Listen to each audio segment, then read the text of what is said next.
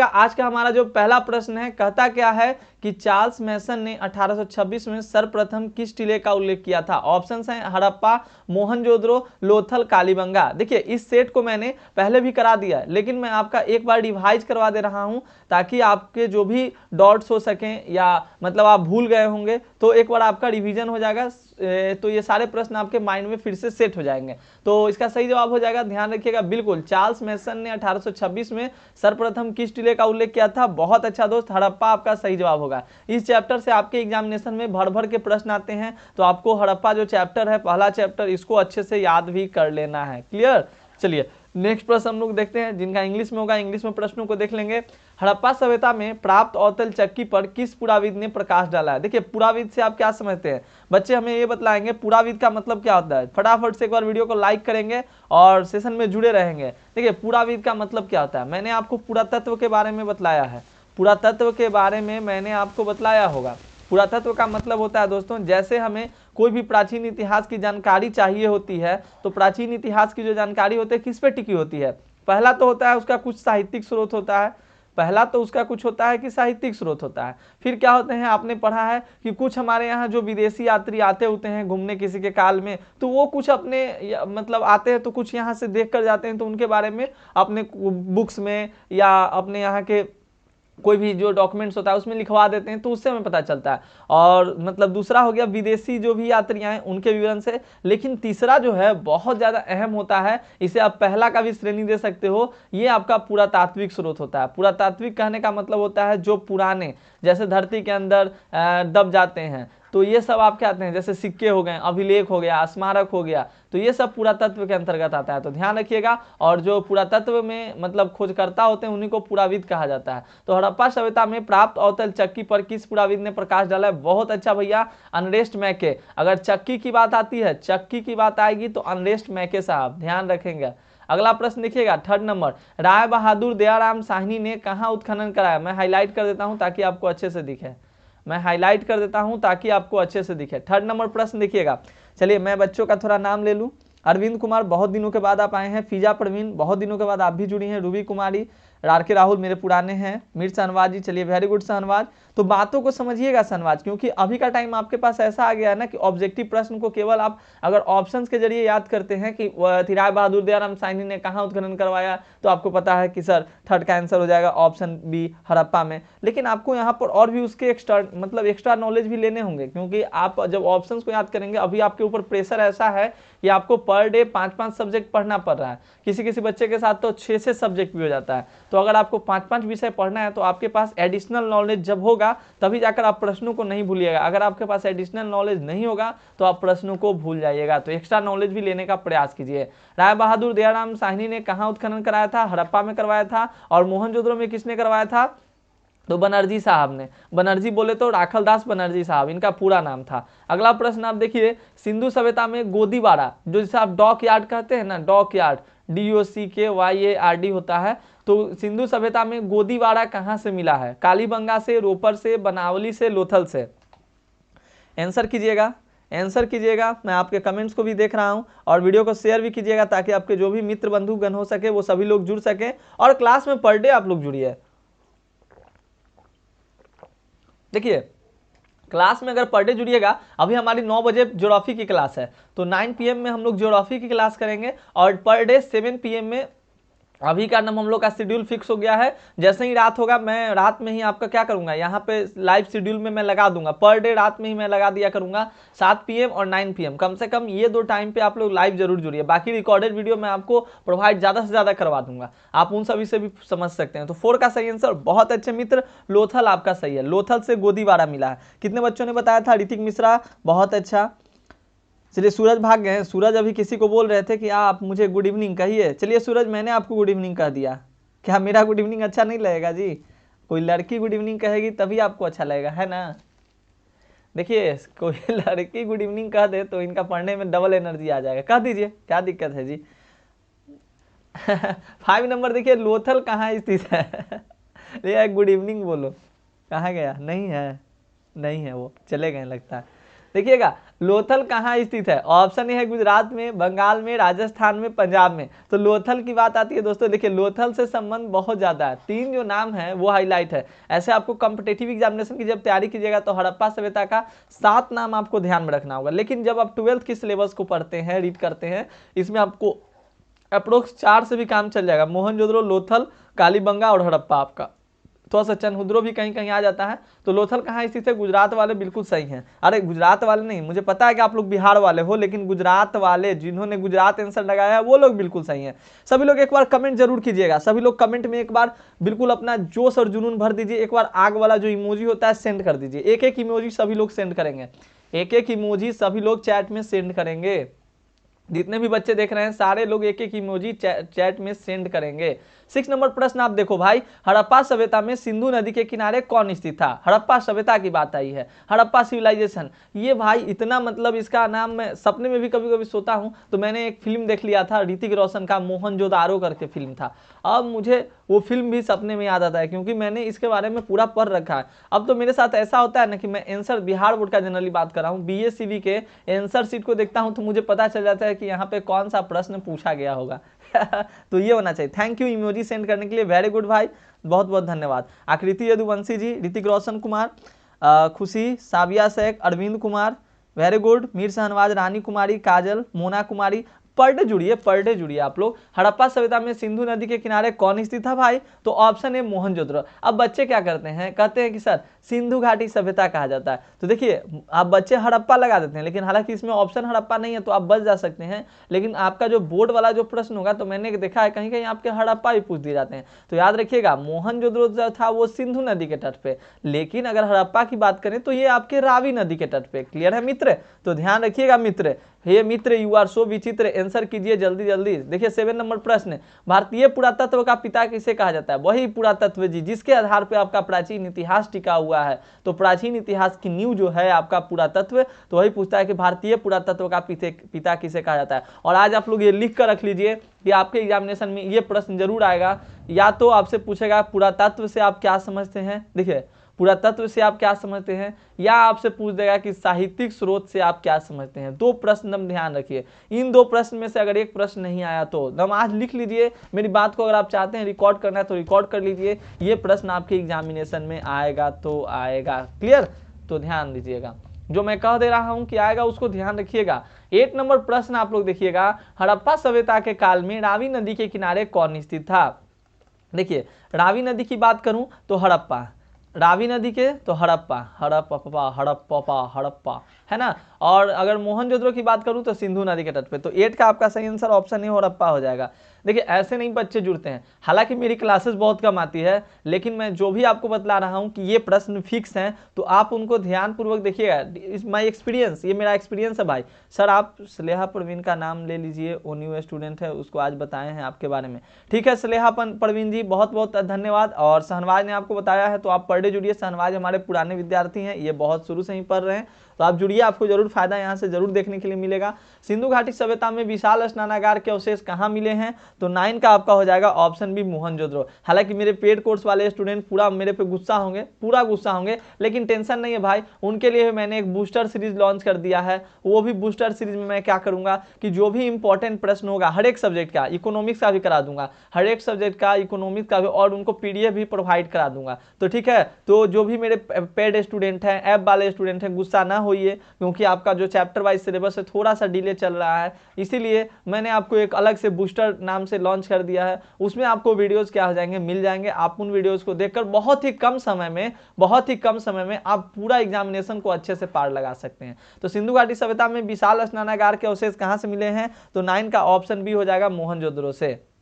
अगला प्रश्न है 10 नंबर, कलकत्ता में एशियाटिक सोसाइटी ऑफ बंगाल की स्थापना कब हुई? जानते हैं भाई साहब? देखिए बच्चे क्या होते हैं, अभी जो बच्चा यहाँ पे यूट्यूब पे मेरा गुणगान कर रहा है ना, अगर वो मेरा पेड स्टूडेंट हो जाएगा तो पता चलेगा आपको कि वो वहाँ पे मेरा बुराई कर देगा, क्योंकि होता क्या है कि क्लासेस कभी कभी नहीं हो पाती है, ऐसे मतलब डिले चल ही रहा था, बहुत सारी क्लासेस मिस हुई है उसमें, तो बच्चे उल्टा पुल्टा क्या सर सो गए, क्या सर कहाँ गए होने लगता है।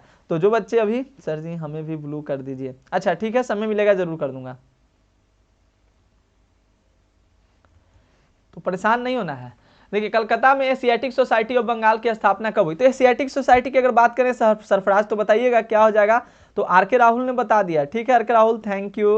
उमेश कुमार, चलिए बहुत अच्छे भाई, उमेश जी, दीपक गिरी जी, साविया शेख जी, सरफराज जी, आर के राहुल जी, बहुत अच्छे आर के राहुल। कम से कम 200 बच्चों को पुराइए, आप लोग शेयर कीजिए, 200 बच्चों को कम से कम आज पुरा दीजिए ताकि नेक्स्ट क्लास से हमारा टारगेट और बढ़ जाए, मैं भी डबल एनर्जी में आपको पढ़ाने लगूं। देखिए काम का आलस और पैसों का लालच हमें महान नहीं बनने देता है। तो अगर पढ़ने में आप आलस कीजिएगा, अभी का आप सबसे बड़ा काम आपके पास क्या है? पढ़ाई है। तो अगर पढ़ाई में अगर आप अभी आलस कीजिएगा तो ये आपको कभी भी आगे नहीं बढ़ने देगा। आज मैं आपको पढ़ा पा रहा हूँ, क्यों पढ़ा पा रहा हूँ? क्योंकि मैंने अच्छे से इसको पढ़ा है, मैंने इस पर मेहनत किया, मैंने इस पर समय दिया है, तभी जाकर इतने बच्चे जुड़ रहे हैं। 178 बच्चे जुड़ रहे हैं, इसका मतलब क्या है? बच्चों को कहीं ना कहीं ट्रस्ट है, उनको अच्छा लग रहा है, तभी ना जुड़ रहे हैं। तो आपके अंदर ये गुण होना चाहिए कि आप भी मतलब मेहनत करें। जब मेहनत कीजिएगा तभी जाकर आपको कुछ ना कुछ हासिल जरूर होगा। तो ध्यान दीजिएगा। तो ध्यान रखिए, काम का आलस और पैसों का लालच हमें कभी नहीं करना चाहिए, नहीं तो हम कभी भी बड़ा या महान नहीं बन सकते हैं।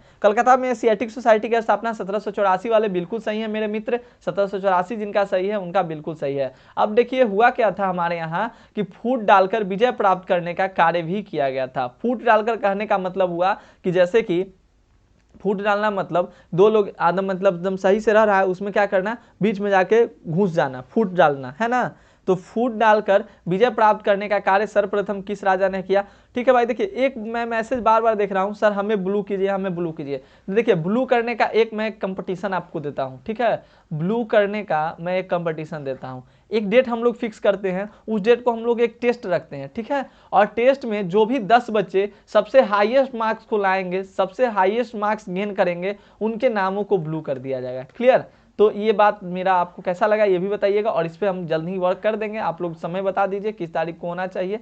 संडे तो संडे को ही कर दिया जाएगा। आपको टेस्ट लिया जाएगा और टेस्ट में जो भी टॉप 10 स्टूडेंट होंगे, मात्र टॉप 10, उनका नाम ब्लू कर दिया जाए। क्लियर? तो फूट डालकर विजय प्राप्त करने का कार्य सर्वप्रथम किस राजा ने किया था? 11 का सही जवाब आपका, बिल्कुल ध्यान रखिएगा मित्र, बहुत अच्छे, अजातशत्रु। चलिए बताइएगा अजातशत्रु किस वंश के राजा थे? अजातशत्रु किस वंश के थे? बताओ जी, सभी लोग बताएंगे। अजातशत्रु किस वंश के थे? भाई वीडियो को एक बार सभी लोग लाइक कर दीजिए, फटाफट से वीडियो को एक बार लाइक कर दीजिए सभी लोग, और ये हमें बता दीजिए कि अजातशत्रु किस वंश के थे, क्योंकि मैंने तो आपको बता दिया कि फूट डालकर विजय प्राप्त करने का कार्य अजातशत्रु ने किया। तो अजातशत्रु किस, हाँ एक बात ध्यान रखिए, गिफ्ट भी दे दीजिएगा। सर गिफ्ट कैसे दे सकता हूं, है ना, लेकिन मेरा आशीर्वाद रहेगा, मैं थोड़ा ज़्यादा मेहनत करने का प्रयास करूंगा। क्लियर? और मैं आपको बता देता हूं, देखिए बच्चे लोग सहमति हो गए हैं, हाँ हड़यक वंश से थे, बिल्कुल सही बात। देखिए श्रवण मुखिया जी थोड़ा आप गलत जा रहे हैं, हड़यक वाले बिल्कुल सही हैं, लेकिन एक शर्त है, ये भी शर्त है कि जिनका नाम ब्लू है उनका ब्लैक हो जाएगा, क्योंकि वही टॉप 10 स्टूडेंट रहेंगे। और नहीं तो हम लोग ऐसे करते हैं कि हर वीक चेंज करेंगे, नहीं जी, हालांकि बात की बात है। चलिए अभी हम लोग प्रश्नों को करते हैं, नहीं तो हम लोग भटक जाएंगे। राही मनवा दुख की चिंता क्यों सताती है, दुख तो अपना साथी है। देखिए 12 नंबर प्रश्न आपका है, सर्वप्रथम हुनों को परास्त करने का श्रेय किस शासक को जाता है? हुन पता है, हुन लोग आए थे यहाँ पे, तो सर्वप्रथम हुनों को, देखिए यहाँ पर आप गौर करते चलिएगा, गौर जब फरमाइएगा तब जाकर समझ में आएगा आपको, क्योंकि किसी भी चीज के प्रति जब आप अट्रैक्ट होते हैं तभी जाकर वो आपको अच्छा लगता है। जब तक आप उसके प्रति आपका रुझान नहीं होगा, जब तक आप उसके प्रति अट्रैक्टिव नहीं होते हैं, वो आपको बिल्कुल ही अच्छा नहीं लगने वाला है। चाहे वो लड़की हो, चाहे वो लड़का हो, चाहे पढ़ाई हो, चाहे खाना हो। खाना बन रहा है, अगर आप महक थोड़ा सा भी जा रहा है, एकदम पूरा दम कहने लगे ओ माय गॉड आज तो मैं बहुत खाऊंगा, अच्छे से खाऊंगा, कितना अच्छा स्वाद आ रहा है। यकीन मानिए जब आप खाने जाइएगा तो आपको बिल्कुल स्वाद अच्छा लगेगा, लेकिन जब खाना बना पहले से ही आप उसको नकार दीजिएगा, हे मम्मी आज बैगन की सब्जी बना दी हो, आज तो मैं नहीं खाऊंगा, मैं नहीं खाऊंगा, तो यकीन मानिए कि जब आप खाने भी जाइएगा तो उस टाइम भी आपको वो कितना ही स्वादिष्ट क्यों ना हो, लेकिन आपको मजा नहीं आएगा। इसलिए रुचि बनाकर रखिए दोस्तों, रुचि बहुत बड़ी चीज होती है। अभिलाषा जिसे कहते हैं, इच्छा, अभिलाषा। तो सर्वप्रथम हुनों को परास्त करने का श्रेय किस शासक को जाता है? बिल्कुल सही जवाब हो जाएगा स्कंदगुप्त। स्कंदगुप्त के बारे में और भी कुछ तथ्य हैं जो कि आपको जानने जरूरी हैं, मैं अगले वीडियोज में डिस्कस करने का प्रयास करूंगा। तो ये देखिएगा, किस शिलालेख में अशोक द्वारा कलिंग विजय का पता चलता है? बताइएगा, अशोक द्वारा कलिंग विजय के बारे में हमें किस शिलालेख से पता चलता है? आप लोग फटाफट से वीडियो को लाइक शेयर एंड सब्सक्राइब कर देंगे, लाइक शेयर एंड सब्सक्राइब कर देंगे, वीडियो को शेयर भी कर देंगे अपने दोस्तों के साथ।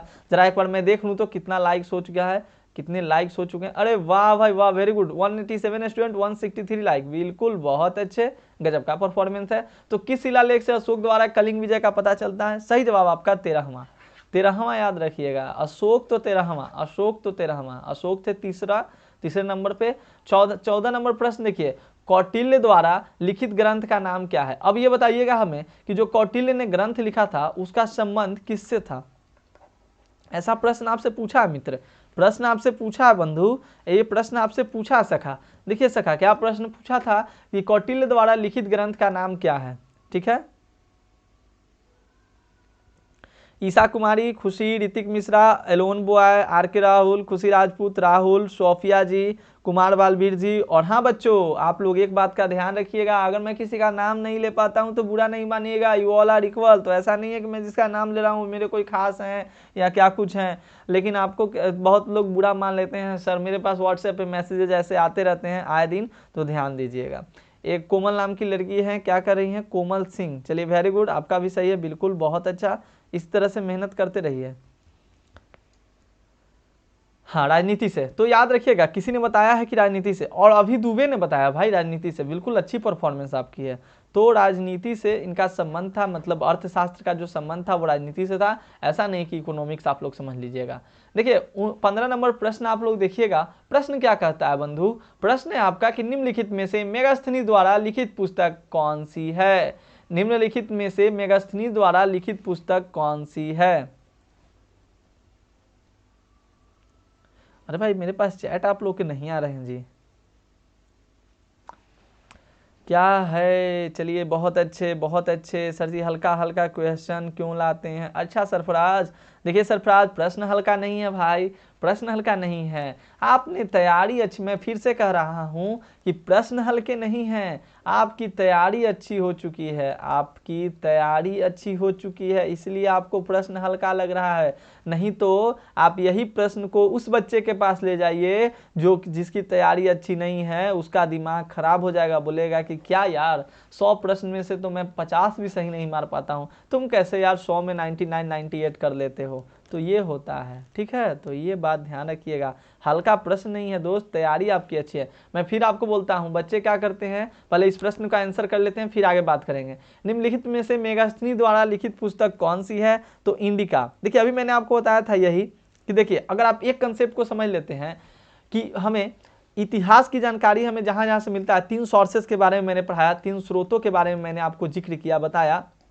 आपको, अगर आप उन चीजों को ध्यान रखते हो तो ये सारा प्रश्न आसानी से डील हो जाता है कि नहीं?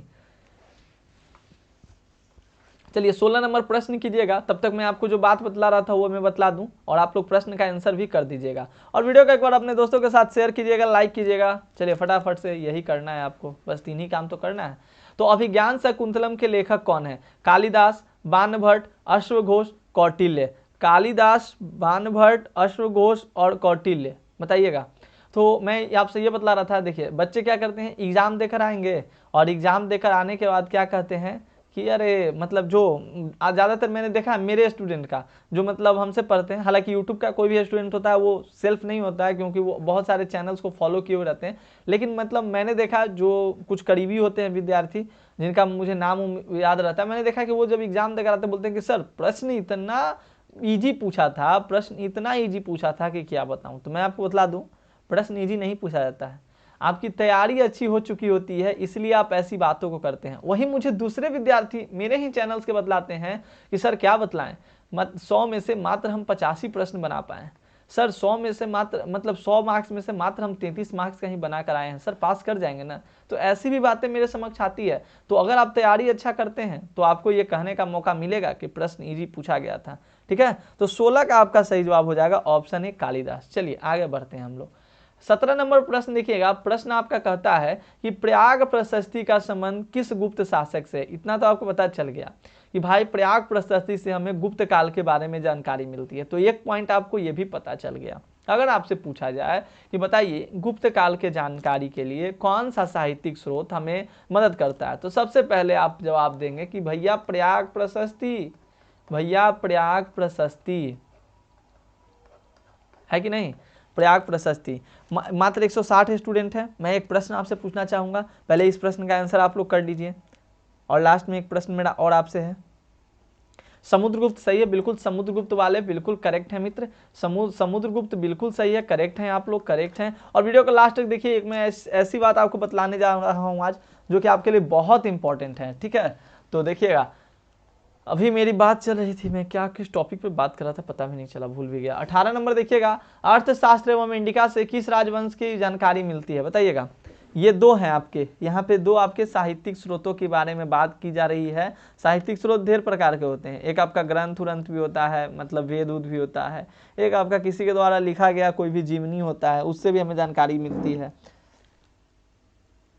सनी सिंह करें, देख रहे हो विनोद सर क्या बोल रहे हैं, गलत बात बोल रहे हैं, सुन रहे हो विनोद सर क्या बोल रहे हैं, ये बोलिए। मेरी बातों को आप देख कैसे सकते हैं, मेरी बातों को आप देख कैसे सकते हैं। अगर आपको कोई बोलता है घड़ी देखो, डेट मीन्स व्हाट, घड़ी देखो कहने का मतलब हो गया केवल घड़ी को देखो भाई, समय मत बताओ। अगर यही करता है घड़ी को पढ़ो तब जाकर होगा। घड़ी देखो का, घड़ी देखो, घड़ी देखता है कोई जी, देख कर कोई छोड़ता है नहीं, उसको पढ़ता है ना, रीड करता है ना, तो घड़ी पढ़ो। तो वही एक बच्चा लिख रहा है, सुन रहे, देख रहे हो विनोद, नहीं सुन रहे हो विनोद होना चाहिए।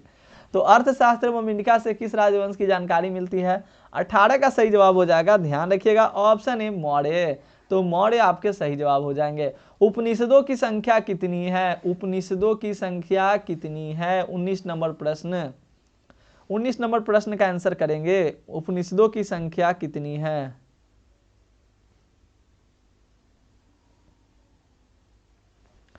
तो 19 का 108 बता दिए हैं, खुशी राजपूत बिल्कुल सही है, बहुत अच्छा बहुत अच्छा बहुत अच्छा, ऑप्शन ए आपके 108 हो जाएंगे।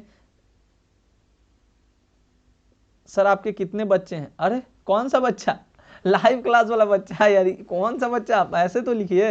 अगर बाल बच्चा कौन सा बच्चा जी, हमें पता नहीं चला। लाइव में आप देख लीजिए 168 बच्चे अभी हैं।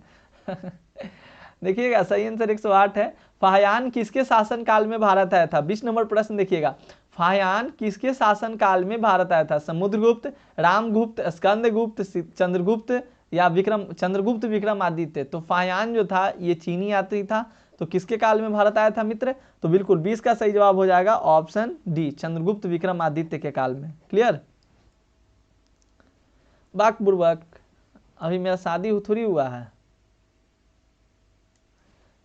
ये देखिए देखने से पता नहीं चलता है इनको।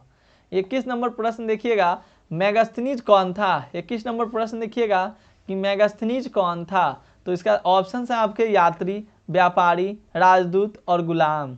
तो 21 का आपका सही जवाब क्या हो जाएगा, ध्यान रखिएगा दोस्त, राजदूत था। पता है ना जब वो अजात शत्रु वाला काल समय हुआ था, तो अजात शत्रु नहीं, अजात शत्रु हुआ था जी, अजात शत्रु तो इनका तो संबंध मेगास्थनीज से है ये नहीं है, मेगास्थनीज से संबंध तो मौर्य वंश का है कि नहीं, तो ये ध्यान रखिएगा। एक बच्चा लिख रहा अजात शत्रु, अच्छा आप, अच्छा वो लेट से ज्वाइन हुए हैं तो शायद किसी प्रश्न का आंसर अजात शत्रु होगा तो वही लिख रहे होंगे। चलिए क्लियर। तो मेगास्थनीज कौन था, राजदूत था, भेजा गया था हेलेना की जब शादी की गई थी तो मौर्य वंश के जो संस्थापक थे उनसे।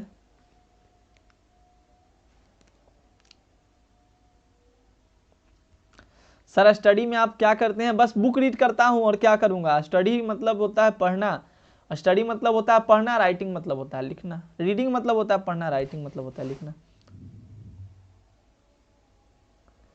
क्या बात आप लोग करते हैं भाई, पंच चिन्ह वाले सिक्के बने होते हैं, मतलब आजकल का जो भी स्टूडेंट है, विद्यार्थी है, उसको बस दो ही शब्द सुनाई देता है, एक जीएफ हो गया, मतलब यही दो, मतलब ये सारे शब्द आपके दिमाग में लगता है जैसे कि पहले के ज़माना में, जो पहले के जो ज़माने में लोग होते हैं उनके दिमाग में मंत्र रहता था कि पढ़ाई शुरू करना है तो बोलना है कि सरस्वती नमस्तुभ्यं वरदे कामरूपिणी विद्यारंभम करिष्यामि सिद्धि भरवर्तु।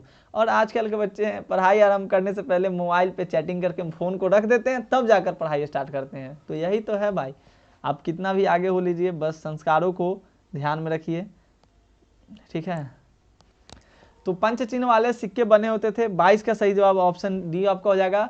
मतलब पंच चिन्ह वाले जो सिक्के होते थे चांदी के भी होते थे और तांबे के भी होते थे, ठीक है। अगला प्रश्न देखिएगा, भीष्म को और क्या कहा जाता था, भीष्म को और क्या कहा जाता था। 23 नंबर प्रश्न है कि भीष्म को और अन्य किस नाम से भी जाना जाता था।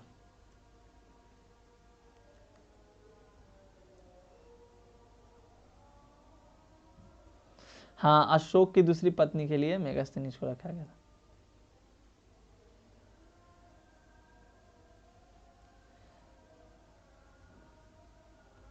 सर टेक्नोलॉजी आ गया, ठीक है भाई, बिल्कुल सही है। भीष्म को और क्या कहा जाता था? 23 का सही जवाब हो जाएगा, 23 का सही जवाब हो जाएगा। बिल्कुल बच्चों, आप लोगों ने ऑप्शन बी करा है, गंगापुत्र, बिल्कुल सही हो जाएंगे। चलिए नेक्स्ट प्रश्न को देखते हैं फ्रेंड्स। हमारा जो अगला प्रश्न है मित्र, 24 नंबर प्रश्न देखिएगा बंधु, क्या प्रश्न कहता है भाई कि अभिमन्यु किसका पुत्र था? अभिमन्यु किसका पुत्र था?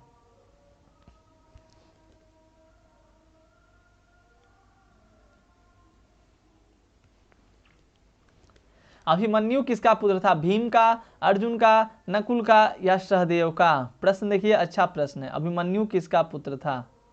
अभिमन्यु जो था वो किसका पुत्र था? अच्छा प्रश्न है जी, प्रश्नों को कीजिएगा ना, तब जाकर आपको मजा आएगा।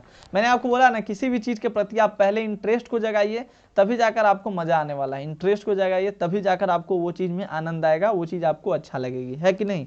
तो सही आंसर अर्जुन का होगा। वही कहानी आपको पता है, वही अभिमन्यु जिसको चक्रव्यूह में मार दिया गया था। जब चक्रव्यूह में इनको मार दिया गया था। एक बच्चा लिख रहा है कि यस सर, ये सब मुझे बिल्कुल पसंद नहीं है, छी। 25 नंबर है, द्रौपदी को स्वयंवर में किसने जीता था? 25 नंबर प्रश्न देखिए, द्रौपदी को स्वयंवर जब हुआ था तो स्वयंवर में किसने जीता था? देखिए महाभारत का जो युद्ध हुआ था, आपको पता है किस लिए हुआ था? ये तो पता ही है कि धन दौलत के लिए हुआ था, हिस्सा के लिए हुआ था। लेकिन ये जो मतलब आपको वो वाला आपने स्टोरी देखा होगा, जो लोग महाभारत देखे होंगे उनको पता होगा, अंधे का पुत्र अंधा ही होता है। आपने ये बात सुनी थी? अंधे का पुत्र अंधा ही होता है, बस वहां से भड़क जाता है आग, वहां से आग भड़क जाता है। कहानी कहने की जरूरत नहीं है, आपको पता होगा।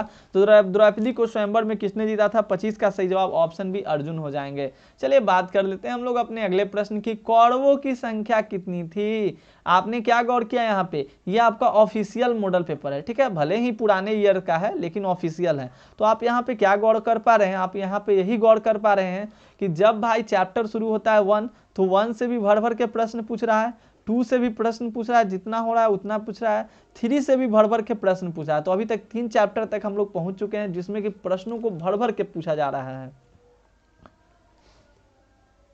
हाँ, द्रौपदी बोली थी, चलिए बहुत अच्छे, द्रौपदी बोली थी, वाह भाई गजब। दो नॉलेज आपके पास है। अगर आपके पास हर चीज का नॉलेज है तब आप उन सब चीजों का भी नॉलेज रखिए, कोई दिक्कत नहीं है, क्योंकि ज्ञान है तो सब चीज है, नॉलेज है तो हर चीज का नॉलेज रखिए। अब मुझे लगता है कि नहीं, कोई कोई बच्चे हैं जो केवल एक ही चीजों पे ध्यान दे रहे हैं, तो ऐसा गलत है। अगर आपके पास हर चीज का नॉलेज है, बिल्कुल आप मास्टर रहिए, कोई दिक्कत नहीं है। कौरवों की संख्या कितनी थी? तो कौरवों की संख्या दोस्तों 100 थी। क्लियर? अगले प्रश्न को हम लोग देखते हैं। महाभारत की रचना किस भाषा में हुई है मित्र? अच्छा प्रश्न है, ये प्रश्न सिंपल है। मुझे पायल कुमारी कह रही है कि द्रौपदी ने दुर्योधन को ये बात बोला था। बिल्कुल, देखिए तो पायल आपने देखा है महाभारत को, बहुत अच्छा।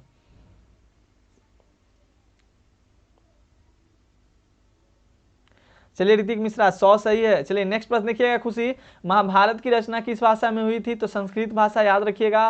पाली भाषा किसे कहा जाता है? प्राकृत भाषा किसे कहा जाता है? हिंदी किसे कहा जाता है? पता है आपको, पाली के बारे में बताया है, प्राकृत के बारे में मैंने बताया है और हिंदी के बारे में बताया। ऋग्वैदिक लोग किसकी पूजा करते थे? ऋग्वैदिक काल जब था तो ऋग्वैदिक जो लोग थे वो किसकी पूजा करते थे? तो ऋग्वैदिक लोग प्रकृति को ही स्वामी मानते थे, प्रकृति को ही स्वामी मानते थे। यानी कि ये कौन से विचारधारा हुए? भूगोल के किस विचारधारा के अंतर्गत आ गए? कौन बताएगा? जिनका ज्योग्राफी होगा फटाक से बताएंगे। जो लोग प्रकृति की पूजा करते हैं वो कौन से विचारधारा के अंतर्गत आते हैं जी? जो लोग प्रकृति की पूजा करते थे, प्रकृति की पूजा करना, प्रकृति को स्वामी माना, प्रकृति को मतलब स्वामी मानना, अपने आप को प्रकृति का गुलाम मानना, सब बात एक ही में बोल रहा हूं। तो ये मतलब कौन सी विचारधारा के अंतर्गत आती है? जिनका ज्योग्राफी होगा वो लोग फटाक से बताएंगे, जिनका नहीं भी होगा और वो जानने में इच्छुक होंगे तो उनको भी हो सकता है मे भी पता हो, तो आप लोग भी कमेंट करके हमें जरूर बताइए। These are the some additional information जो कि आपके लिए बहुत जरूरी है। वाह गुलशन, वेरी गुड गुलशन, गजब। शुभम, बहुत अच्छा शुभम, वेरी गुड गुलशन, शुभम। और यहां पर देखिए ऋतिक मिश्रा करें तृतीय क्रियाकलाप। कहां दिमाग है आपका? मैं विचारधारा की बात कर रहा हूं, आप तृतीय क्रियाकलाप में जा रहे हो। ठीक है खुशी राजपूत, बहुत अच्छा, निश्चयवाद। Shalini Tiwari, very good, निश्चयवाद।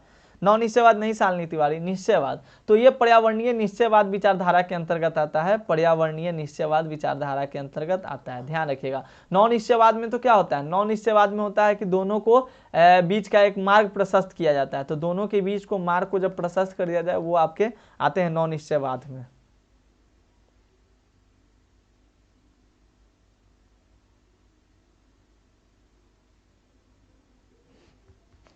अगला देखिएगा 29 नंबर प्रश्न है, नाथ मुनि का संबंध किससे है? नाथ मुनि का संबंध किससे है? जैन धर्म से, बौद्ध धर्म से, शैव धर्म से, वैष्णव धर्म से। नाथ मुनि जी का संबंध चैप्टर 4 में है बच्चों, पढ़ लीजिएगा। चैप्टर आपने तो बुक को रीड करा नहीं होगा, लेकिन फिर भी मैं आपको बतला दूं जानकारी के लिए, चैप्टर 4 का ये टॉपिक है। तो नाथ मुनि का जो संबंध था वो किस धर्म से है, ये आपसे पूछता है कि इनका संबंध किससे है। तो याद रखिएगा, बिना कोई झिझक के आपको याद रखना है वैष्णव धर्म। Clear Shivani Jha? Sorry sir, flow में हो गया, फ्लो में हो गया। क्या फ्लो जी? पढ़ाई के टाइम आपको ये ध्यान देना है, सुत पिटक किस धर्म से संबंधित है। अपने आप को कंसंट्रेट रखिए, माइंड को पूरा मतलब हर समय इस तरह से आप सेट करके रखिए कि नहीं गलत नहीं हो। यही तो पहचान है एक अच्छे विद्यार्थी का। विद्यार्थी के 5 लक्षण किसको किसको पता है? एक अच्छे विद्यार्थी के 5 लक्षण किसको किसको पता है? एक एक लक्षण सभी लोग हमें कमेंट करके बताएंगे, एक एक लक्षण सभी लोग हमें कमेंट कर करके बताएंगे। विद्यार्थी के 5 लक्षण, कागचेष्टा, बकोध्यानम, और आगे आप लोग बताते चलिए। चलिए, सूत पीटक किस धर्म से संबंधित है? तो सही आंसर बिल्कुल बहुत अच्छे ऑप्शन है, बौद्ध धर्म से। देखिए सूत पीटक मैंने आपको बताया था त्रिपिटक के बारे में, तो त्रिपिटक जो होता है उसी के अंतर्गत ये आपका सूत पिटक, विनय पिटक और अभिधम्म पिटक आता है। तो त्रिपिटक जो है बौद्ध धर्म से संबंधित है। तो सिंपल सी बात है कि भैया सूत पिटक भी इसी का अंग है, तो बौद्ध धर्म से ही संबंधित है कि नहीं। अगला प्रश्न देखिएगा, महात्मा बुद्ध के बचपन का नाम क्या था? 31 नंबर प्रश्न है भाई, महात्मा बुद्ध के बचपन का नाम क्या था? वर्धमान, सिद्धार्थ, राहुल या देवदत्त? सही आंसर हो जाएंगे बंधु बिल्कुल ऑप्शन बी, महात्मा बुद्ध के बचपन का नाम सिद्धार्थ है। याद रखिएगा, गलत तो नहीं हूं ना मैं। श्वान निद्रा, बहुत अच्छा शालिनी तिवारी जी, वेरी गुड।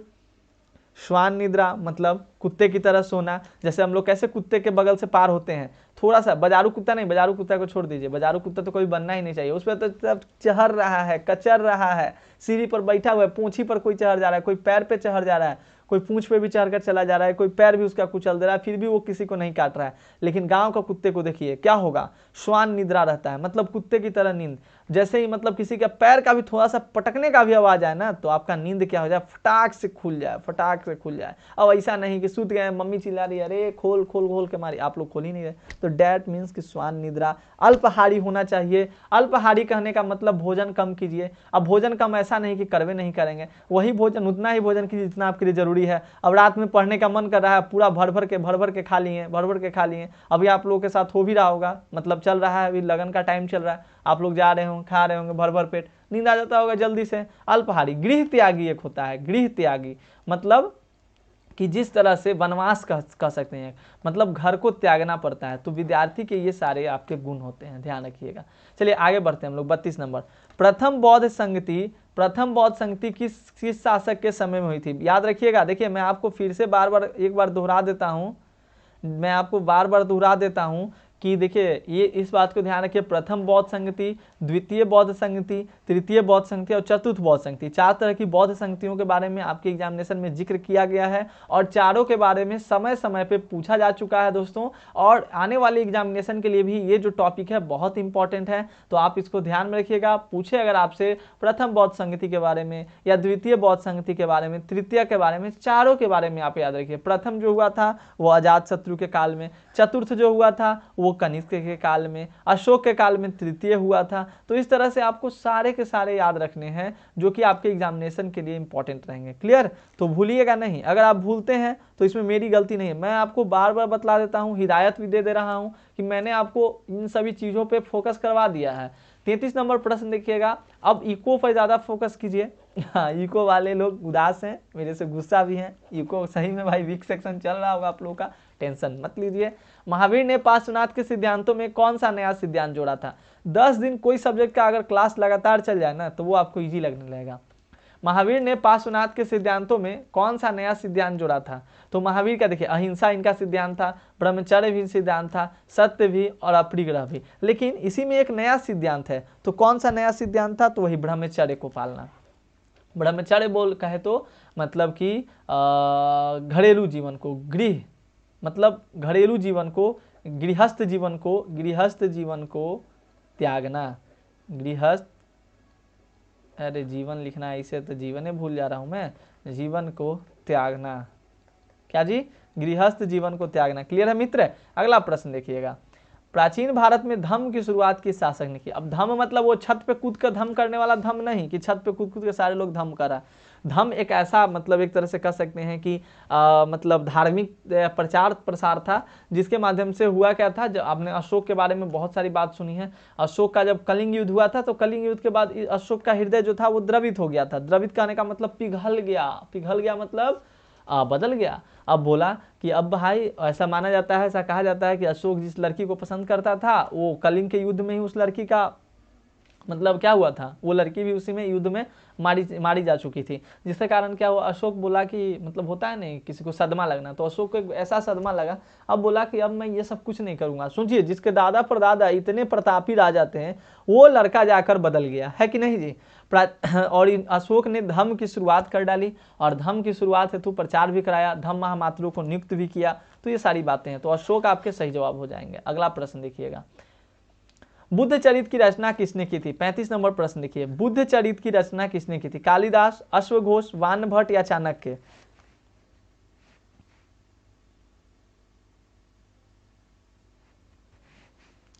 आवाज मेरी सही जा रही है आप लोगों को?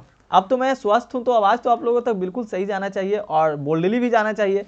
अगर बोल्डली ना जा रही हो तो बोलिए, मैं थोड़ा और भी अपने आवाज को बोल्ड करके बोलने का प्रयास करूंगा ताकि आपको अच्छे से मिले, आपको अच्छे से समझ में भी आए। अगर आपको एक्सप्लेनेशन चाहिए तो भी बोलिए, ज्यादातर एक्सप्लेनेशन पे हम लोग ध्यान देंगे। बात आई है बुद्ध चरित की रचना किसने की थी? ऑप्शन है कालिदास, अश्वघोष, वानभट्ट और चाणक्य। बिल्कुल सही जवाब है आपका, लॉक भी मैं कर दे रहा हूं। बिल्कुल कंप्यूटर महाशय जी, अश्वघोष आपके सही जवाब हो जाएंगे। बिल्कुल अश्वघोष वाले भैया बिल्कुल आप लोग सही हैं। अगला प्रश्न हम लोग देख लेते हैं 36 नंबर। अब यहाँ पर बात थोड़ा सा बदल गया खेल।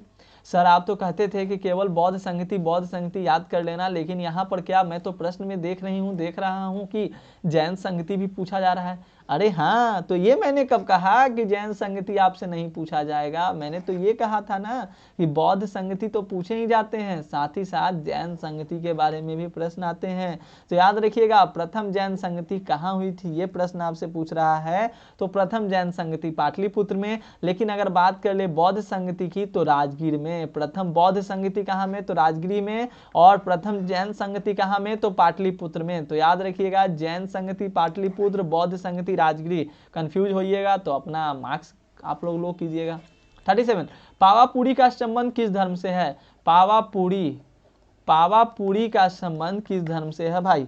तो पावापुरी का संबंध जो है दोस्त, बिल्कुल ऑप्शन बी जैन धर्म से है। याद रखिएगा, पावापुरी का संबंध जो है जैन धर्म से। बहुत दिनों के बाद कृष्णदासिका जी आप क्लास में ज्वाइन हुई हैं, चलिए ठीक है, बट क्लासेस को मैं कहूंगा कि जितनी भी क्लासेस मैं लेता हूं आप लोग जरूर ज्वाइन कीजिए। अगर आप किसी कारणवश ज्वाइन नहीं कर पाते तो वीडियोज को बाद में देखिए, क्योंकि एक तो ऐसे ही मेरी वीडियोस इतनी कम आती है कि आपको फालतू का वीडियो देखने के लिए समय मतलब नहीं मिलेगा मेरे चैनल पे। जो वीडियो आएंगे वो आपके जनरली क्लास से ही रिलेटेड होंगे, कोई बकवास नहीं, डायरेक्ट क्लास की बात करते हैं हम लोग। तो पावापुरी का संबंध किस धर्म से है? 37 का ऑप्शन भी जैन धर्म हो जाएगा। अगला प्रश्न आप लोग देखिएगा 38 नंबर, कादम्बरी के लेखक कौन थे?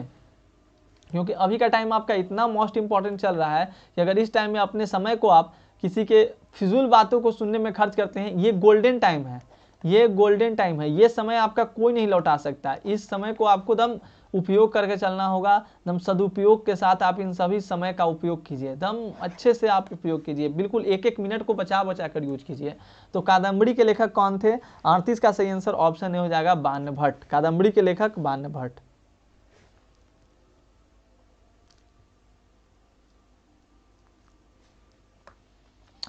अगला देखिएगा 39 नंबर, बाष्पबन्ना किस आंदोलन को शुरू किए थे? तो बाष्पबन्ना का नाम आपको पता है ना? तो बाष्पबन्ना ने वीरशैव लिंगायत आंदोलन की शुरुआत करा था। तो सही आंसर आपका ऑप्शन डी हो जाएगा, वीरशैव लिंगायत आंदोलन। आईने अकबरी कितने भागों में विभक्त है दोस्त? 40 नंबर प्रश्न आप लोग देख लीजिए। प्रश्न कहता है कि बताइए आइन ए अकबरी जो है, देखिए लिखने के लिए भी सीख लीजिएगा, आइन ए अकबरी जो है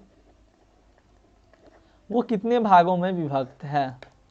अकबरनामा में से ये कटा है आपका। हाँ, सबसे बड़ा, बिल्कुल संतोष, गोल्डन रूल है अभी का सबसे बड़ा टाइम, समय आपका है।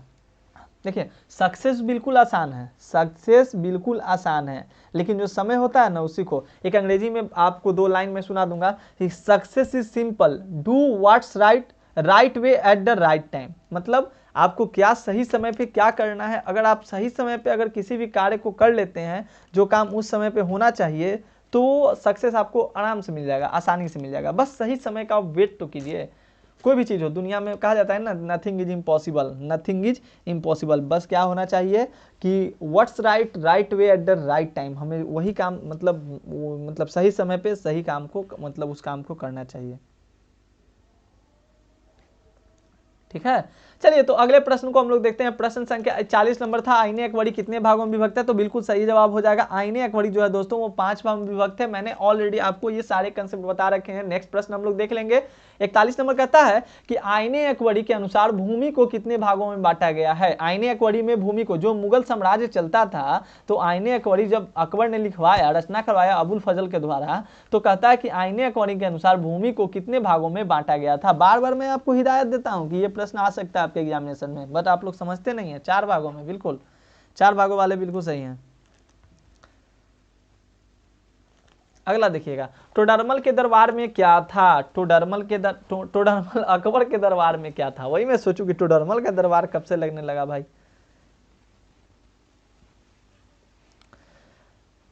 जल्दी जल्दी प्रश्न को कीजिए आप लोग। टोडरमल अकबर के दरबार में क्या था, तो सही आंसर आपका हो जाएगा, याद रखिएगा, ऑप्शन बी आपके वित्त मंत्री। ऑप्शन बी आपके वित्त मंत्री हो जाएंगे। नेक्स्ट आप प्रश्न देखिएगा 43 नंबर, आईने अकबरी में किसके शासन का वर्णन है। आईने अकबरी में किसके शासन का वर्णन है, ध्यान दीजिए। बिल्कुल अकबर के शासन का वर्णन है। एक बात मैं फिर बताता हूं आपको, आप जो भी स्टूडेंट्स हैं, मैं ये नहीं कहता कि आप अन्य चैनल्स को ना देखें, लेकिन मैं यही कहता हूं कि जो चैनल्स आपको सही लगता है आप उन्हीं चैनल्स को फॉलो करें, क्योंकि अभी का जो टाइम है ज़्यादातर आप वीडियोज़ देखने में ना गंवाएं।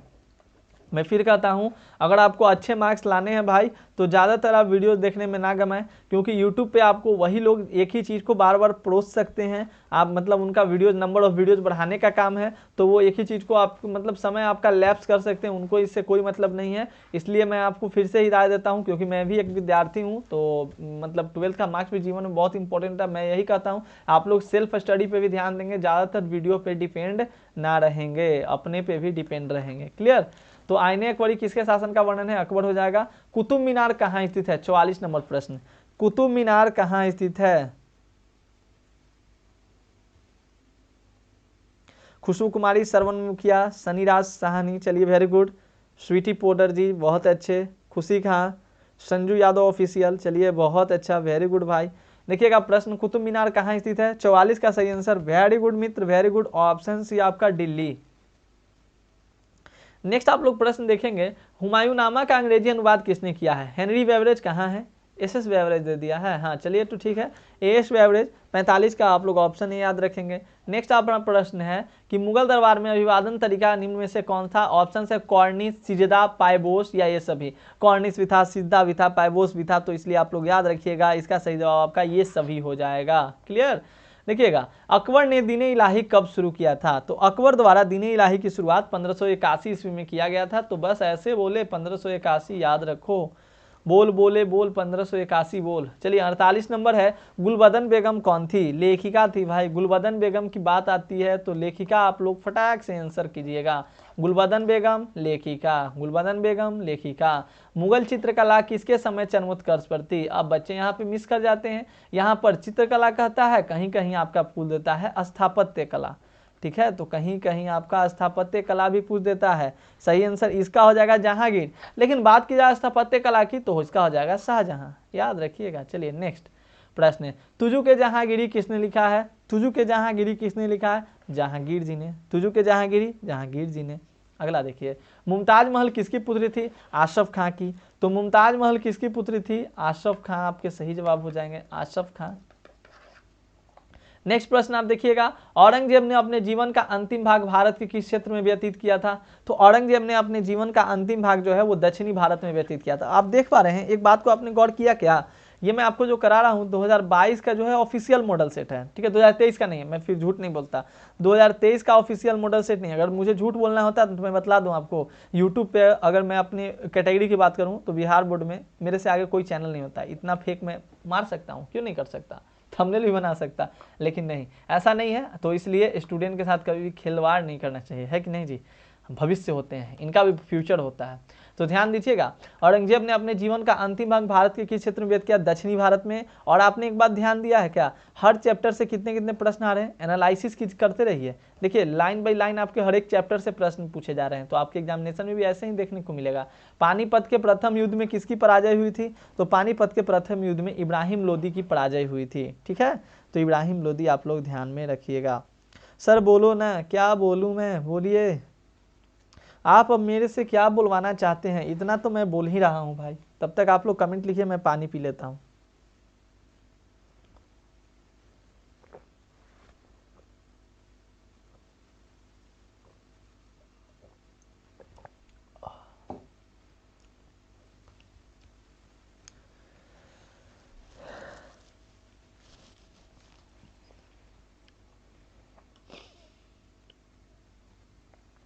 Very good. तो जो लोग नए हैं लाइक कीजिएगा, जल्दी से जल्दी लाइक कीजिए, जल्दी से हमारे चैनल पे भी 1 लाख सब्सक्राइबर अब होने वाले हैं। 54 नंबर है, किस प्रशासकीय सुधार के लिए शेरशाह विशेष तौर पे जाना जाता है? प्रशासकीय सुधार, तो शेरशाह के टाइम में दोस्तों सबसे ज्यादा जो सुधार हुआ था वो भूमि पे हुआ था। तो शेरशाह को इसके लिए भूमि सुधार व्यवस्था के लिए खास तौर पे अच्छे से इनको जाना जाता है। क्लियर है? चलिए अगला देखिएगा प्रश्न है हमारा, ताजमहल किसकी याद में बनवाया गया था? तो ताजमहल जो है वो किसकी याद में बनवाया गया था? सही जवाब आपके हो जाएंगे, आपको भी पता है, मुझे भी पता है, प्यार वाले बात तो किसको ना पता रहे, प्यार मोहब्बत की बातें तो सारे जहान को पता चल जाती है। सही आंसर आपका हो जाएगा ऑप्शन ए मुमताज। नेक्स्ट प्रश्न देखिएगा, हुमायूं का मकबरा कहाँ स्थित है? हो सकता है ये बात आपको ना पता हो, तो याद रखिएगा भाई, हुमायूं का जो मकबरा है वो दिल्ली में है। तो प्रश्नों को आप प्रैक्टिस करते चलिए, मुझे पता है कि बहुत से लोगों को इन सारे प्रश्नों का आंसर पहले से पता होगा, ढेर लोग ऐसे होंगे जिनको ना पता होगा, तो अभी सीख रहे होंगे, याद कर रहे होंगे, तो सीखते जाइए, सीखने का ही नाम जिंदगी है। हरिहर एवं बुक्का ने कब विजयनगर साम्राज्य की स्थापना की थी? हरिहर और बुक्का ने कब विजयनगर साम्राज्य की स्थापना की थी, बताइएगा। कल ही के वीडियोज में तो मैंने बताया है, कल ही के वीडियो में तो मैंने बताया है। कितने लोग देखे हैं? सर एग्जाम में जाने से पहले सॉफ्ट स्टडी वाले चैनल को 1 लाख सब्सक्राइब केक काट कर जाएंगे। वो तो 2-3 दिन में होने वाला है ना, 99.6 या 7 हो गया, तो बस ये तो 2-3 दिन में हो जाएगा।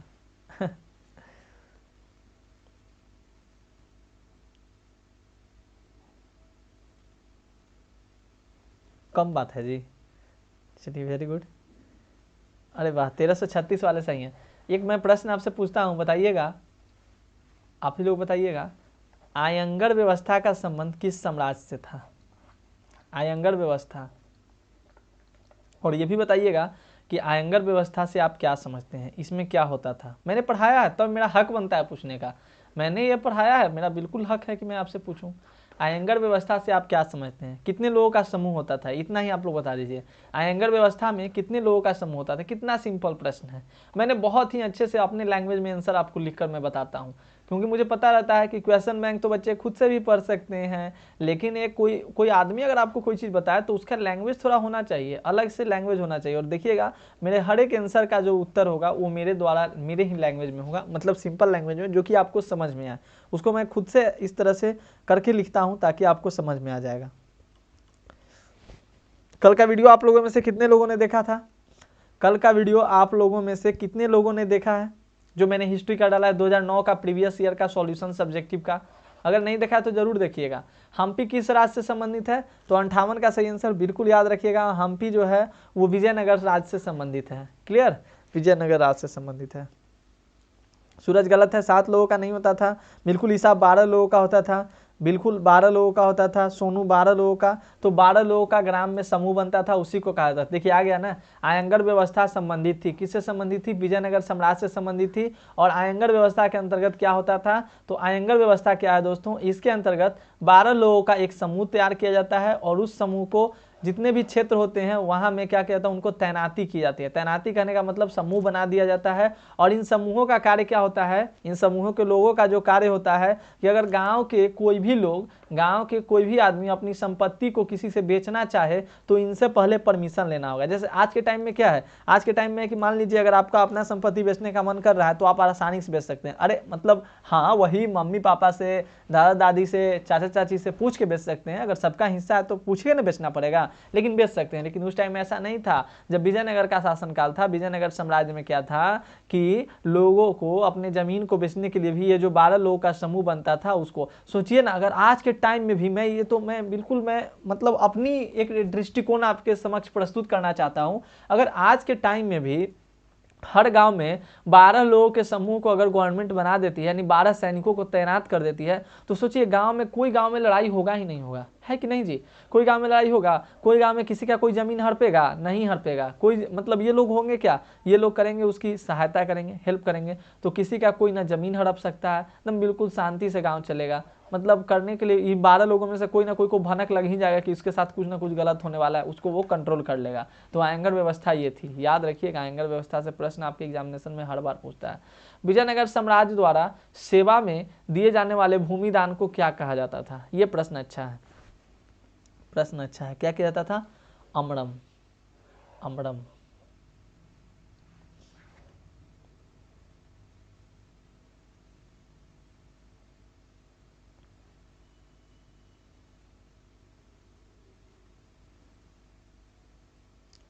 अब मुझे लगता है ना आप लोग बहुत ज़्यादा डिस्ट्रैक्ट हो चुके हैं ब्लू लाइन के चलते, इसलिए सबका ब्लू लाइन खत्म कर देना चाहिए, कर देना जी, ठीक है। कौन करेगा, अभी ना करेंगे। विजयनगर साम्राज्य द्वारा सेवा के लिए दिए जाने वाला भूमिदान क्या कहलाता था? अमड़म कहलाता था। ऑप्शन में नहीं है, होगा शायद नीचे, हाँ नीचे है। विजयनगर में मंदिर के प्रवेश द्वार को क्या कहा जाता था? अच्छा प्रश्न है, देखिए प्रश्न को, विजयनगर में मंदिर के प्रवेश द्वार को क्या कहा जाता था? प्रश्न देखिएगा, खुशी आंसर कीजिएगा। चलिए सारे बच्चे आंसर करेंगे। विजयनगर के प्रवेश द्वार को क्या कहा जाता था? चलिए अभी दुबे सही है, एमडी अरबाज जी सही है, रिया कुमारी बिल्कुल सही है, रिया, खुशी राजपूत, अमरम बिल्कुल। अगला प्रश्न देखिए खुशी, ये प्रश्न है, विजयनगर में मंदिर के प्रवेश द्वार को क्या कहा जाता था? गोपुरम कहा जाता था। गोपुरम का संबंध जनरली मंदिर से ही है। ऑप्शन में गाय भी देता है, बच्चे गाय भी मारकर आ जाते हैं। 62 है, महाराष्ट्र के संत कौन थे? तुकाराम महाराष्ट्र के, रामदास महाराष्ट्र के, ज्ञानेश्वर महाराज महाराष्ट्र के। ये सभी महाराज जो हो गए, सब महाराज महाराष्ट्र के महाराज हो गए। दादू का संबंध किससे था? तो दादू का संबंध जो था वो जनरली राजस्थान से ही होना चाहिए। दादू का संबंध राजस्थान से। अगला प्रश्न आप लोग देखिएगा, शंकराचार्य का मत है, तो शंकराचार्य अद्वैतवाद में अपना क्या होते हैं? अपना मत रखते हैं, अद्वैतवाद को मानते हैं। काशी में किस प्रसिद्ध संत का जन्म हुआ था? तो मित्रों सही जवाब हो जाएगा, सिंपल सा प्रश्न है। काशी में आपके तो कबीर जी का जन्म हुआ था, ऑप्शन बी आपके सही जवाब हो जाएंगे। नानक का जन्म कहाँ हुआ था? ये दो ऐसे पर्सनालिटी हैं, ये दो ऐसे पर्सनालिटी हैं जिनके जन्म के बारे में आपसे पूछा ही जाता है। तो नानक का जन्म कहाँ हुआ था? तलवंडी वाले, बिल्कुल सही है भैया, ऑप्शन सी तलवंडी हो जाएगा। ध्यान रखिएगा। अगला प्रश्न देखिए, अजमेर में स्थित मोइनुद्दीन चिश्ती की दरगाह पर सर्वप्रथम कौन सुल्तान गया था? कौन सुल्तान गया था दोस्त? अजमेर में स्थित मोइनुद्दीन चिश्ती की जो दरगाह है वहां पे सबसे पहले कौन सुल्तान गया था भाई? अरे वाह, वेरी गुड, मोहम्मद बिन तुगलक सही जवाब हो जाएंगे। सबसे पहले मोहम्मद बिन तुगलक गए थे। तहकीक हिंद में किसकी यात्रा वृतांत लिखा है? तहकीक हिंद की बात की जा रही है, तो अल बरूनी का नाम आपने सुना होगा। अल बरूनी, तहकीक हिंद, तो तहकीक हिंद का संबंध जनरली अल बरूनी से है। अगला प्रश्न देखिए, किस यात्री ने यात्रा पर जाने के लिए अपने घर को छोड़ा था? किस यात्री ने दोस्तों यात्रा पर जाने के लिए अपने घर को छोड़ा था? तो याद रखिएगा सही जवाब हो जाएगा, इसका सही जवाब इनमें से कोई नहीं होगा, क्योंकि इसका सही जवाब इब्न बतूता हो जाएगा, इब्न बतूता हो जाएगा। क्लियर?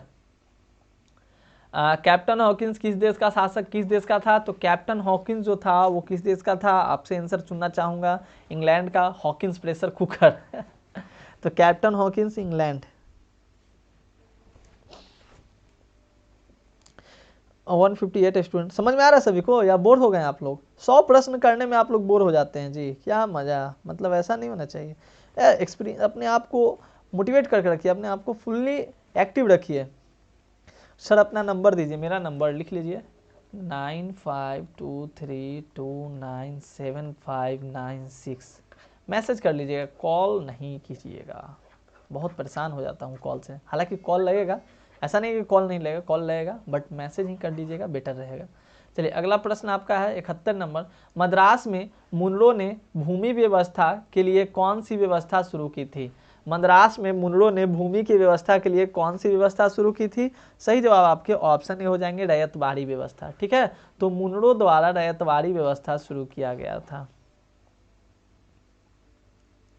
अगला देखिए, अस्थाई बंदोबस्त किस स्थान से जुड़ा हुआ था? अरे सर फास्ट करवाइए। फास्ट क्या करवाऊँ, मैंने बीच में तीर दिया, बीच में मैंने फास्ट करा दिया।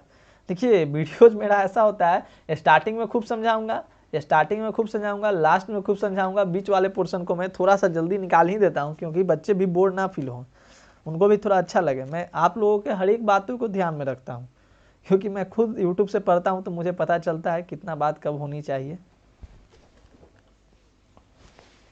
अब हिस्ट्री का महामैराथन लाने से कोई फायदा नहीं है, लेकिन ला दूंगा। अस्थाई बंदोबस्त किस स्थान से जुड़ा था? सही है आपका, बंगाल से। फ्रांसिस बुकानन कौन था? सर्वेक्षक। संथाल विद्रोह का संबंध किस राज्य से था? संथाल विद्रोह की बात करें तो बंगाल से, संथाल विद्रोह बंगाल से। ये सब भूलिएगा, ये सब भूलने वाला नहीं है, ये सब तो हॉर्लिक्स है जी, पी लेना है घोर के। 75 नंबर प्रश्न है आपका, बिरसा मुंडा ने कौन सा विद्रोह किया था? बिरसा मुंडा ने संथाल विद्रोह नहीं किया था भाई, बिरसा मुंडा ने नहीं, सिद्धू और कान्हू ने किया था संथाल विद्रोह। सिद्धू और कान्हू ने किया था संथाल विद्रोह। बिरसा मुंडा ने उलगुलान विद्रोह किया था, उलगुलान विद्रोह, उलगुलान विद्रोह। ठीक है, उलगुलान नाम कैसा है, उलगुलान। अगला देखिए, हाँ आ गया, सिद्धू कान्हू का संबंध किस विद्रोह से था? इसका संथाल विद्रोह हो जाएगा, है ना, इसका संथाल विद्रोह हो जाएगा। बंगाल में अस्थाई बंदोबस्त शुरू करने का श्रेय किसको जाता है? तो लॉर्ड कर्नवालिस है, Lord Wellesley, Lord Curzon, Lord Ripon. बहुत बच्चे कंफ्यूज होते हैं इन सारे प्रश्नों में, मैं बार बार कहता हूँ, लेकिन अस्थाई बंदोबस्त का संबंध कर्नवालिस से, अस्थाई बंदोबस्त का कर्नवालिस से।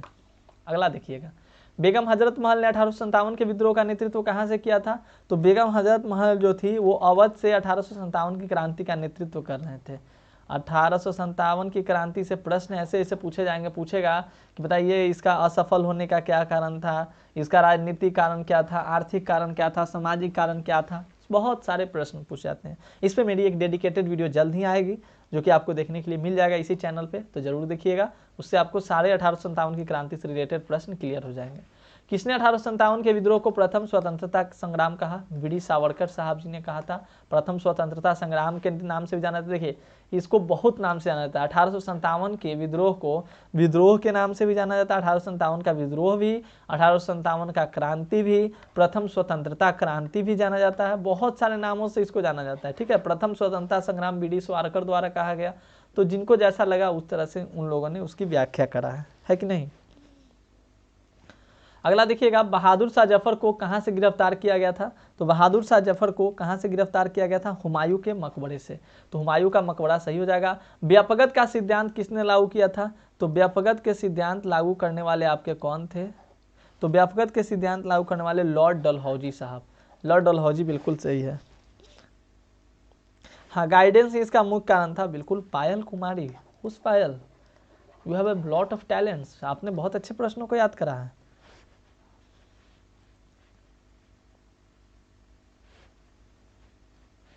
वेरी गुड, सफक परवीन जी बहुत अच्छा है, इसरात जान, धीरज पासवान, राहुल, उमेश, ऋतिक, पीहू, आरती, आर के राहुल, चलिए बहुत अच्छा, Manish, Hrithik Mishra ji, Saniraj Sahni, Rani Kumari, R K Rahul ji, Krishna Dasika, very good, याद रखिएगा। चलिए प्रश्नों को कीजिए। प्रश्न हमारा है, देखिए नेक्स्ट, 7 द्वीपों का नगर किसे कहा जाता है? 7 द्वीपों का नगर, 5 नदियों का शहर पंजाब, 7 द्वीपों का नगर आपका बम्बई, 7 द्वीपों का नगर बम्बई, बम्बई। विक्टोरिया मेमोरियल किस शहर में स्थित है? क्या प्रश्न पूछते हो भाई, 12th वाले बच्चों को ऐसे प्रश्न, अरे भाई इनको बीपीएससी लेवल का प्रश्न दो यार, बीपीएससी लेवल का प्रश्न दो। तो 83 का आपका सही जवाब हो जाएगा दोस्त, आप लोगों ने कलकत्ता लगाया है, विक्टोरिया मेमोरियल। इंडिया गेट का निर्माण कब हुआ? ऐसे ऐसे प्रश्न अगर पूछे जाएं तो बच्चे का निर्माण कब हुआ था पूछ रहा है, कब हुआ था, शुरू नहीं पूछ रहा है, कब हुआ था? तो 1931। शुरू पूछता तब आपको पता है। वास्को डी गामा भारत में सबसे पहले कहाँ आया था? केरल में। केरल में। अखिल भारतीय स्तर पर पहली जनगणना कब हुई थी? हाँ, तो अखिल भारतीय स्तर पर पहली जनगणना 1872 में, लेकिन 1881 से हर प्रत्येक 10 वर्ष बाद जनगणना शुरू हो गई थी। तो अगर प्रत्येक 10 वर्ष बाद अगर आपसे पूछे और मतलब एक औपचारिक रूप में फॉर्मेलिटीज के साथ कब हुआ था, तो आपका 1881 से शुरू हुआ था, लेकिन अगर हम लोग पहली जनगणना की बात करें तो 1872। चौड़ी चौड़ा किस राज्य में स्थित है? उत्तर प्रदेश में। चौड़ी चौड़ा याद रखिएगा। 1917 में गांधी जी किसके अनुरोध पर चंपारण गए थे? राजकुमार शुक्ल के अनुरोध पर गए थे चंपारण। चंपारण से कितने लोग हैं? एक बात है, मैं पूछना भूल गया था, आप लोग बताइएगा, आप लोग कहाँ कहाँ से देख रहे हैं वीडियोस को, कौन कौन जिले से ज़्यादातर स्टूडेंट हैं? एक बार अपना चैट सेक्शन में जिला का नाम जरूर लिखिए, आप लोग जिला का नाम लिखिएगा। जालियांवाला बाग भारत के किस राज्य में स्थित है? एक बार की बात मैं बता रहा हूँ, पिछले साल मैं लाइव क्लास करा था। हुआ क्या कि मैंने गलती से बोला बच्चों को कि आप लोग अपने कॉलेज का नाम बताइए। अब क्या हुआ कि सारे बच्चों ने अपने कॉलेज का नाम बताया, उनके इतने दोस्त मिल गए सभी के ना, हर एक का दोस्त एक मिल गया।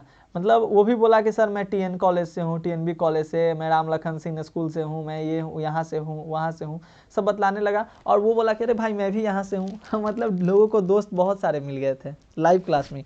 तो हो सके तो आप लोग अपने कॉलेज का भी नाम बतला दीजिए, मे भी हो सकता है कि आपके भी बहुत सारे मित्र यहाँ पे मिल जाएं और आप लोग अपना देख लीजिए कौन आपके कौन से कॉलेज से कितने लोगों का संबंध है, कौन आपके बगल के कॉलेज से हैं, कौन आपके ज़िले से है, कौन आपके स्कूल से बिलोंग करते हैं। वैशाली से, अररिया से, पूर्णिया से, मोतिहारी से। हाँ, मोतिहारी से तो भरे पड़े हैं स्टूडेंट भाई।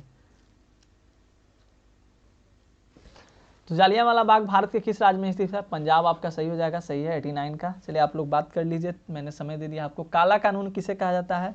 तो 90 का सही जवाब हो जाएगा काला कानून। काला कानून रॉलेट एक्ट को कहा जाता है, तो रॉलेट एक्ट को काला कानून के नाम से भी जाना जाता है। अगला देखिएगा, स्वराज्य दल की स्थापना किस वर्ष हुई थी? तो स्वराज्य दल की जो स्थापना हुई थी दोस्त, 91 का सही जवाब ऑप्शन हो जाएगा 1923 ईस्वी में। स्वराज्य दल की स्थापना 1923 ईस्वी में।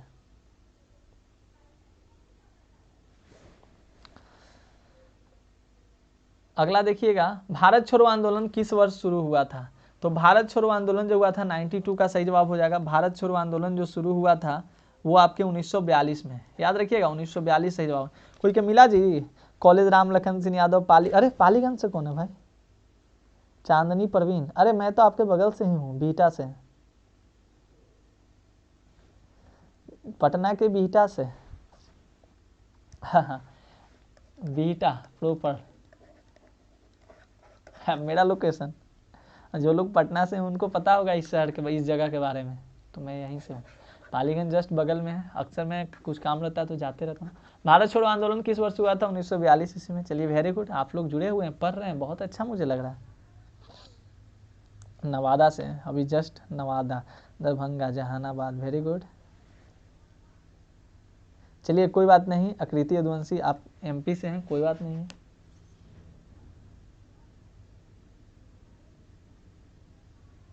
पटना वाले लोग जानते होंगे, पटना वाले लोग जानते होंगे। चलिए देखिएगा, सिंगापुर में सुभाष चंद्र बोस ने किसका गठन किया था?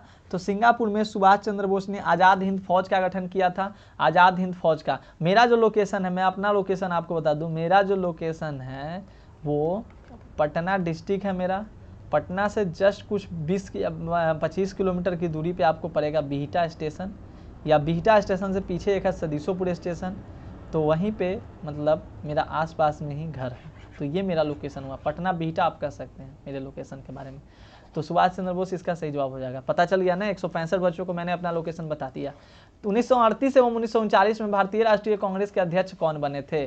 1938 एवं 1939 में भारतीय राष्ट्रीय कांग्रेस के अध्यक्ष कौन बने थे? तो सुभाष चंद्र बोस जो ही बने थे, सुभाष चंद्र बोस। आज तक क्या रह गया? राज का राज रह गया, कैसे बेचारे की मृत्यु हुई।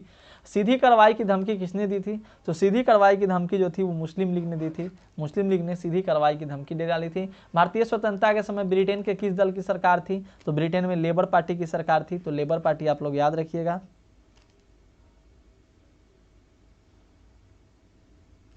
अगला देखिएगा, प्रश्न संख्या 97, स्वतंत्र भारत के अंतिम गवर्नर जनरल कौन थे? तो स्वतंत्र भारत के अंतिम गवर्नर जनरल सी राजगोपालाचारी। अंतिम गवर्नर जनरल तो सी राजगोपालाचारी, क्योंकि यही ना भारतीय थे और लास्ट गवर्नर जनरल ही बने। भारत के संविधान के पिता किसे कहा जाता है? Doctor B R. अम्बेडकर को। प्रश्न पूछने वाला है नहीं। भारतीय संविधान के अनुसार संप्रभुता किसमें नहीं था? बार बार प्रश्न रिपीट है। स्वतंत्र भारत के प्रथम प्रधानमंत्री कौन थे? रिपीटेड प्रश्न है। तो इस तरह से आज के इस वीडियो में हम लोगों ने 100 प्रश्नों को बड़े ही आसान तरीके से, बहुत ही मजेदार तरीके से, बहुत ही ज्ञानवर्धक तरीके से, प्रफुल्लित मन से हम लोगों ने इस सेशन को कंप्लीट किया। दोस्तों आई होप कि आप लोगों को वीडियो बहुत अच्छे से पसंद भी आई होगी। आप लोगों ने इस सेशन को लाइक भी अभी तक कर दिया होगा, अपने दोस्तों के साथ शेयर भी कर दिया होगा, और आपने अभी तक लाइक शेयर नहीं किया तो जरूर से जरूर कर देंगे। मिलते हैं हम लोग अगले क्लास में, तब तक के लिए धन्यवाद। पढ़ते रहिए, स्वस्थ रहिए, मस्त रहिए। ज़्यादातर मैं क्लासेस लाने का प्रयास करूंगा, जितना भी हो सकता है मैं आपकी तैयारी में अपना पूरा योगदान देने के लिए समर्पित हूं आपके प्रति। तो take care all of you, good night सभी को। नेक्स्ट क्लास में जरूर से जरूर जुड़िए, जो आपका जिनका सब्जेक्ट है जुड़ जाइएगा। मिलते हैं अगले क्लास में। जाते जाते वीडियो को लाइक कर दीजिएगा। टेक केयर, धन्यवाद धन्यवाद। चलिए, तो यहीं तक था सफर अपना। फिर मिलेंगे कल इसी समय पे हम लोग, तो इसीलिए टेंशन नहीं लेना है।